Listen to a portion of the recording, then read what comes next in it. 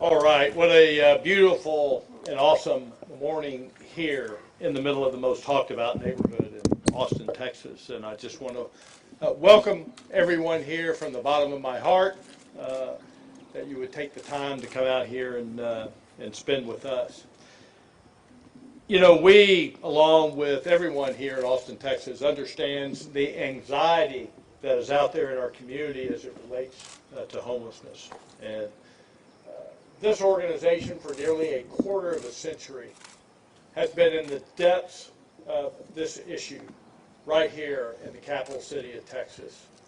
And we've been in every nook and cranny and alleyway. We have spent thousands of nights sleeping on the streets with our friends.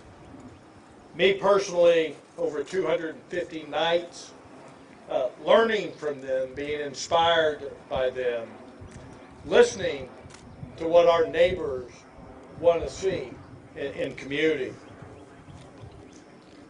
This anxiety reminds me of a story that happened a number of years ago. Every year, House the Homeless puts on the Homeless Memorial at the Homeless Memorial Tree on the south banks of Lady Bird Lake, which is about 60, 70 yards east of the Stevie Ray Vaughan statue. On typically very cold winter mornings at sunrise, we gather, and many people within the homeless service community gather to celebrate the lives that have been lost on the streets of Austin, Texas by our homeless friends. Then Councilmember Mike Martinez was asked to speak, and Mike was standing in front of Lady Bird Lake as the sun was beginning to rise, and the reflection of the First Street Bridge gleaming in the water.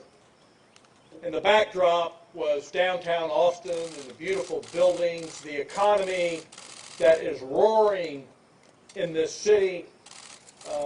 All the development, the retail is a glimmering reflection in Lady Bird Lake.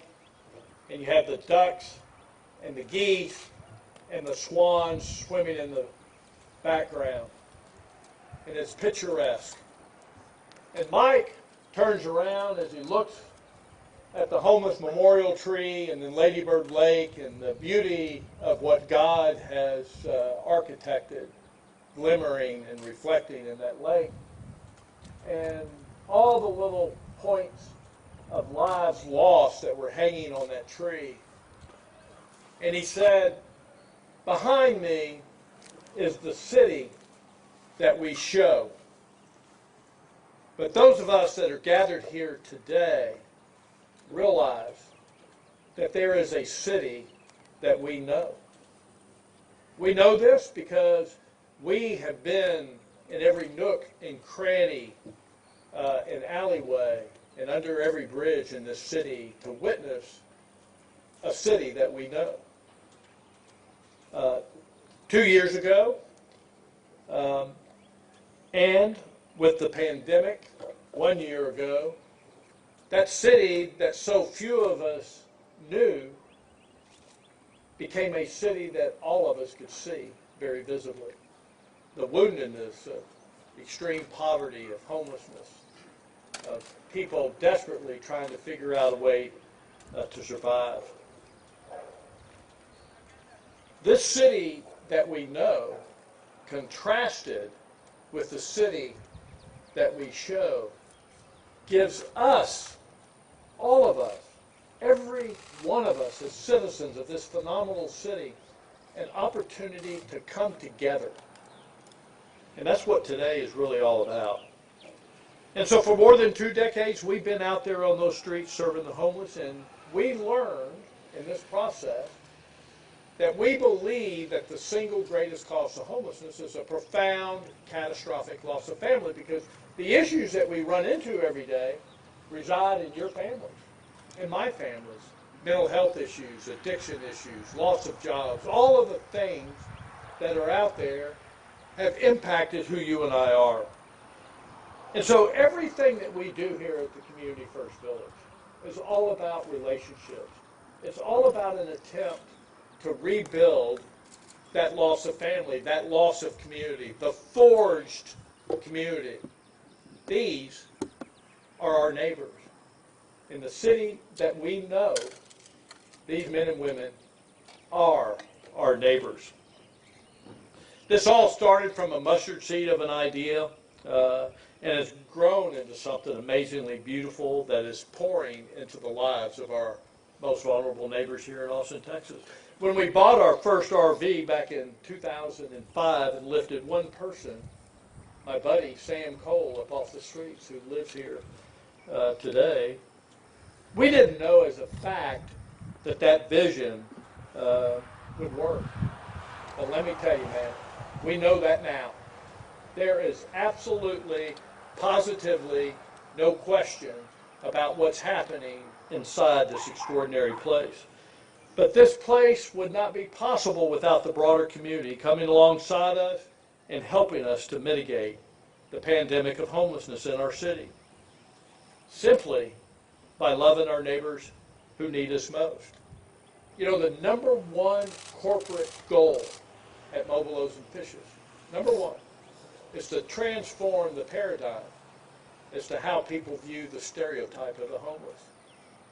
It's to change people's hearts. But do you know who the homeless are? They're men, they're women, they're black, they're white, they're brown, they're Christian, they're Jewish, they're Muslims, Zoroastrians, Buddhists, Hindus, gender identity, transgender. I believe that not only do I live in the middle of the most talked about neighborhood in Austin, Texas, I believe that I get to live, we get to live, we get to work in the middle of the most diverse neighborhood that I've ever seen. And that in and of itself is transformative. And through love, we can do something about it. And speaking of love, now I want to introduce my partner in crime here, a collaborator, a friend, a member of the board of directors, somebody that too has been deep in the bowels of our city for 17 years, Amber Fogarty. She is the president, formerly the chief goodness officer, but we had to pass that baton along, and she's going to give us a lot of details about what's going on in the city. Ladies and gentlemen, please welcome Amber Fogarty.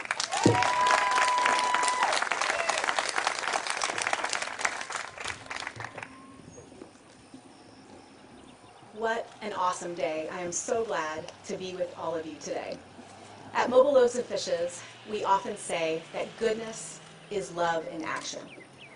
And what we see every single day in Community First Village is a witness of that love in action. Now I want to take you guys back to February, and I want you to remember a little Arctic winter event that we had. Some call it the snowpocalypse, some call it Ice-mageddon, but it rocked our worlds in Central Texas, did it not? It threw us all for a loop. There was a lot of suffering and struggle in this city, but here at Community First Village, we saw love in action. We saw neighbor helping neighbor. We saw our friends making meals for each other, shoveling each other's front porches. And when our community was going door to check on every neighbor, they weren't worried about themselves. They wanted us to check on someone else to make sure that their neighbor was loved and taken care of. That is the power of this village, and that is the power of community. Now the following week, we're all here, grateful that Snowmageddon is behind us and ready to move forward with great joy, when we got the absolutely devastating news that our neighbor Bonnie had passed away. Now for those of you that have spent any time in this village, you probably met Bonnie, because she was the queen of hospitality in Community First Village. She welcomed everyone who came into this village with a smile and with a story, and often with just a tremendous amount of laughter. She just always made us laugh. And when we heard about her passing, we were devastated to have lost our friend, our neighbor, a member of our family. And what we saw that day was a beautiful depiction of love in action. neighbors coming together with our team to celebrate her life, to mourn her loss, and to ensure that her legacy will live on here in this village. What happens here at Community First Village, all of these acts of kindness, it is not a surprise. It is evidence of love in action. It is evidence of a powerful community where people are fully and wholly known and fully and wholly loved. That is what we have all created together. Every one of you who are here today, every one of you who are watching on Facebook Live, every volunteer, every donor, every supporter, every person who has believed in this vision, you have helped us to create this powerful place where people can settle in community and experience love in action. So what's happening in this wonderful place? Let's talk about the accomplishments of Community First Village over the last 5.5 years that we've been open. That tiny mustard seed of an idea that Alan spoke about has grown into something extraordinary. Today, more than 220 formerly chronically homeless men and women call this village home, and we are watching them come together as a community and love each other and love us so well. When we see our friends under a bridge or flying a sign on a street corner, most of us don't think about the incredible gifts and talents they have. Most of us just see the desperation, the suffering of that moment that they're in. And I'm here to tell you that they are gifted and wise. They have so much to offer us. And in this community, we get to learn from them. We get to befriend them, and we get to bring them into this forged family that we've created. This vision has always been about empowering communities into a lifestyle of service with the homeless. This has always been about bringing this whole city together around a common vision. And volunteers have been the lifeblood of that vision from the very beginning. Now, in our pre-pandemic life, we would experience 200 to 300 volunteers pouring onto this property every single week to come alongside us and our neighbors to bring joy and goodness to this place. And for the entire 23 years of Mobile Loaves and Fishes history, tens of thousands of volunteers, including many of you who are here today, have gone out on our food trucks to connect human to human, heart to heart with our neighbors on the streets, reminding them that they are loved and reminding them that there is hope for their future.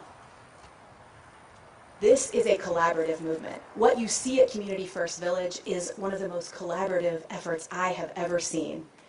We have brought together everyone in this city. We have brought the nonprofit community, the business community, our partners in government, our faith community. All of us have a role to play. And all of these different leaders and advocates come together to support this cause because we know it matters to our city that we all love, the city that we show, and the city that we all know. Let's talk about dignified income. Let's talk about the way our neighbors work and live with purpose here. When people come to this village, they comment on how beautiful it is, how well cared for it is, and that is because the neighbors who live here are proud to call this place home. Since our Community Works programs started, we have paid out more than $3 million in dignified income, income that our neighbors have earned by using their gifts and talents to do purposeful work.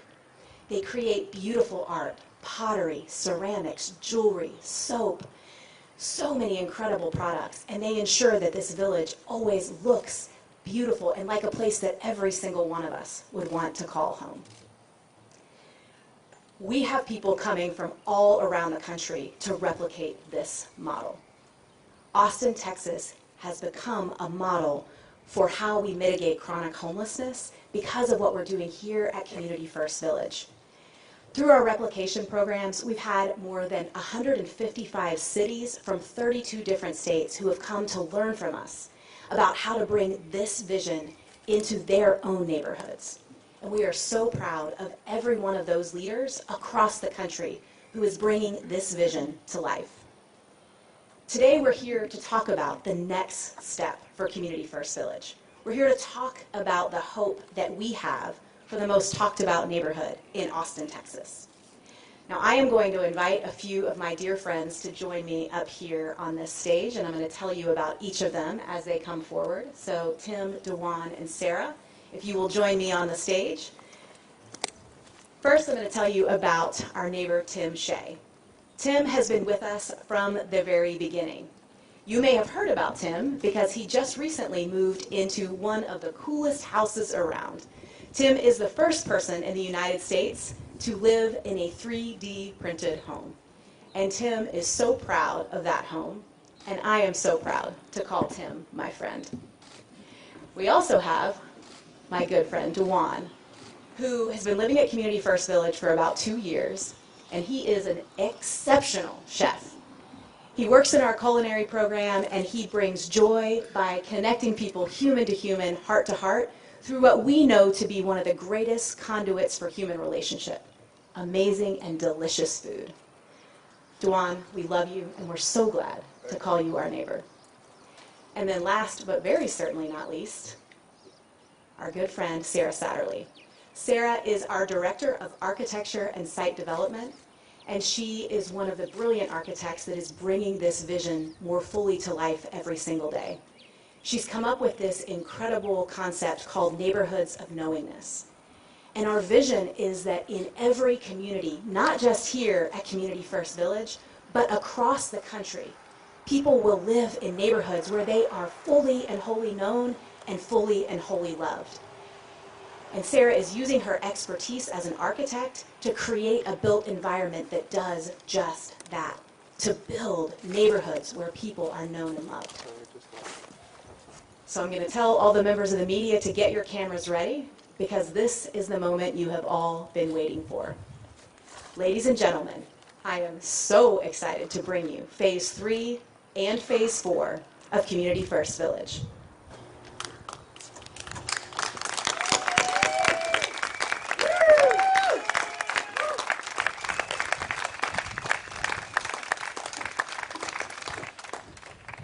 This represents our most significant expansion yet, including 2 new phases of Community First Village.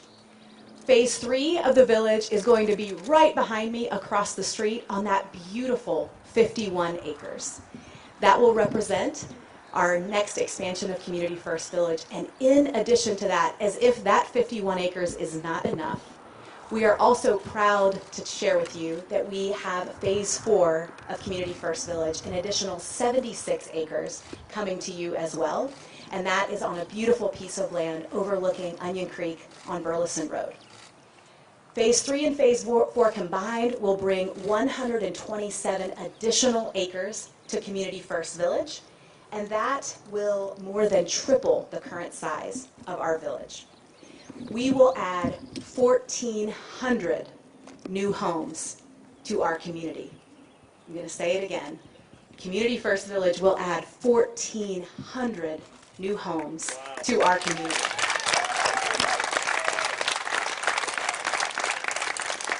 This will bring the total of all 4 phases to 1,900 homes, focused on bringing our friends who have experienced long-term homelessness into a supportive community, alongside our missional neighbors who are here to love and care for our friends, alongside all of you and this wonderful Mobile Loaves and Fishes team. Now, let's talk about generosity. This incredible gift has been made possible, this land has been made possible through our friends at Love Tito's, which is the philanthropic arm of Tito's Handmade Vodka. They exceeded our wildest expectations about these next 2 phases by providing the gift of this land. And we are so grateful for that gift. And I'll ask you to join me in thanking them for that incredible generosity. Here. The development of Phase 3 and Phase 4 is expected to begin in the summer of 2022. And I understand that what I am telling you right now represents another ambitious next step for Community First Village and for Mobile Loaves and Fishes. But I believe that what you all know about us and what you have learned over the last 23 years is that we have a history of ambitious steps, and we have a history of doing what we say we will do, of bringing dignity and community to our most vulnerable neighbors. And we are so excited to do that again alongside all of you. Without further ado, I would like to welcome Mayor Adler to the stage. Mayor Adler is actually the one responsible for coining Community First Village the most talked about neighborhood in Austin. And Mayor, we've allowed that to stick. We agree with you. This is the most talked about neighborhood in Austin. And we are proud that Mayor Adler and his wife Diane have personally supported Community First Village every single phase. And we're honored to have him stand with us today. Thank you, Mayor.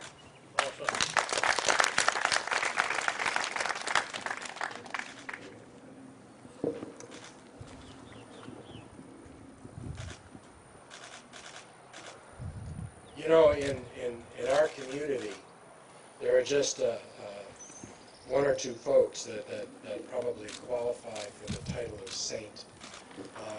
And I really think that you have earned that in our community. An absolute civic hero. What you've done here is pretty incredible. 3D home, someone moving in, that's pretty impressive. Duan, sometime I want to taste some of that cooking that you can do. You know, the love in action that you were talking about here is not only the story about this place. I really do believe it is about Austin as a community and as a city. You saw that in the pandemic most recently. You saw that in the winter storm when neighbors were out helping neighbors be safe and stay alive and survive and thrive in that environment. I really do believe that that's what our city is about. I also believe that our city and each of us individually should be judged by how we support the most vulnerable among us, collectively and individually. I think that's what Community First Village is about. It is a vital part of the puzzle when it comes to addressing the diverse needs of our neighbors that are experiencing homelessness. It's important, as Alan Graham was suggesting. The people that live here are our brothers and our sisters. They are our friends. They are the people that we see in stores and shop with. They're the people we went to school with. This is our community. And I do always refer to Community First Village as the most talked about neighborhood in our city. In some respects, one of the most talked about neighborhoods in our country, as I have gotten other mayors and other city officials across the country to come and visit this place. It's even more true today with the announcement of the 1,400-person expansion. Think of that. Think of that both in terms of the identification of the need that exists in our city, as well as the willingness to step up at scale and actually do something about this challenge. Community First Village is a vital and important piece of the puzzle in addressing the diverse needs of our neighbors. I am a true believer in the transformational power of community, and I am proud of what Mobile Loaves Fishes has accomplished over 23 years, and Diane and I are proud participants in each of the initiation and in the expansion. Like so many others, I've strapped on my belt to hold nails and the hammer to actually construct in this place. Because I know that government alone cannot tackle the challenges that we face. Homelessness is a community issue, and it requires a community response. We must continue to strive to get all those experiencing homelessness in our city out of tents and into housing. With today's announced expansion, we can see that we can be successful. We can be successful if the community steps forward to meet this challenge in different ways and at a much larger scale. Thank you for this. Let me go. And now it is my honor to introduce my colleague and my friend, Judge Andy Brown. I can't tell you, Judge Brown, how important it is to me to have a partner at the county level, with the county and the city working more together in more areas than we have ever been. And I want you to know how much I appreciate what I feel to be a perfect alignment between our visions of what we need to do in this city in order to be able to focus on the challenge of homelessness in this community. Thank you.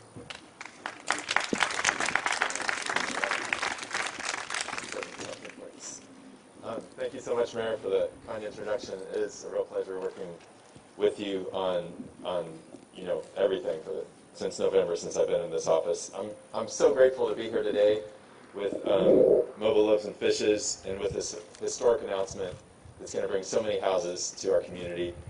I think I first heard about Mobile Loaves and Fishes a long time ago. I was a lawyer at a law firm. There was another lawyer who volunteered with them and said great things about them. I think I saw the truck under I-35 was the first sort of interaction I had with y'all.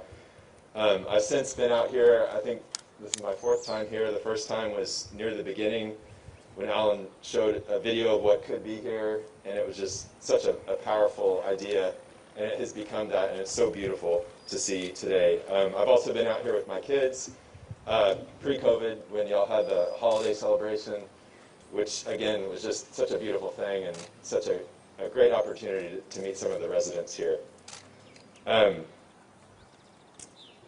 On this last trip that we had here, we got to see the art rooms, the places where people work and make beautiful art and sell that beautiful art in the stores here and in other places.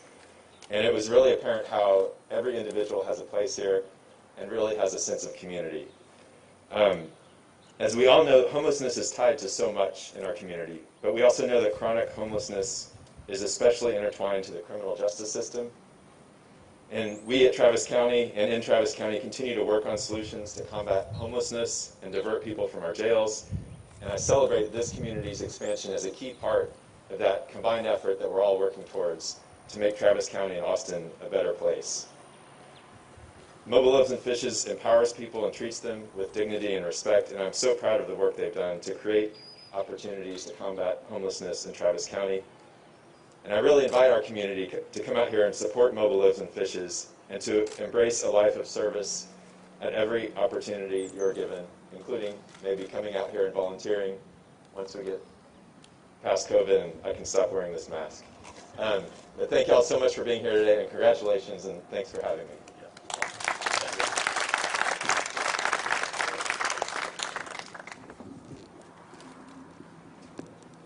Mayor, Judge, I really appreciate you guys coming out and celebrating with us today.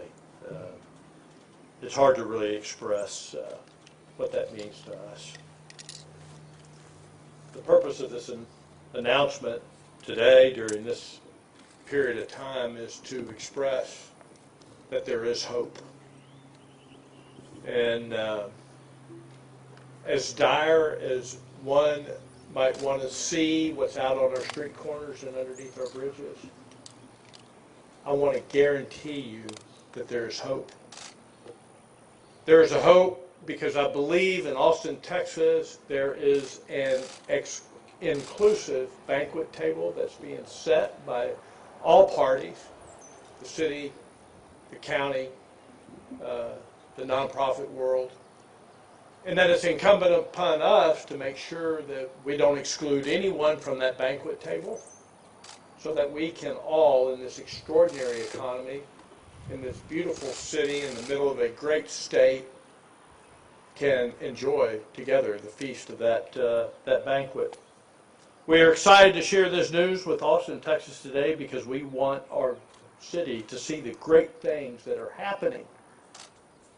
Because a lot of times the front page of the news doesn't include the great things that are happening. We just want to see the things that people can talk and yell and scream about. but this is something that we can rejoice. We're here today to let you know that there is hope for the future. And Mobile Loaves and Fishes considers it a tremendous privilege and honor to be a part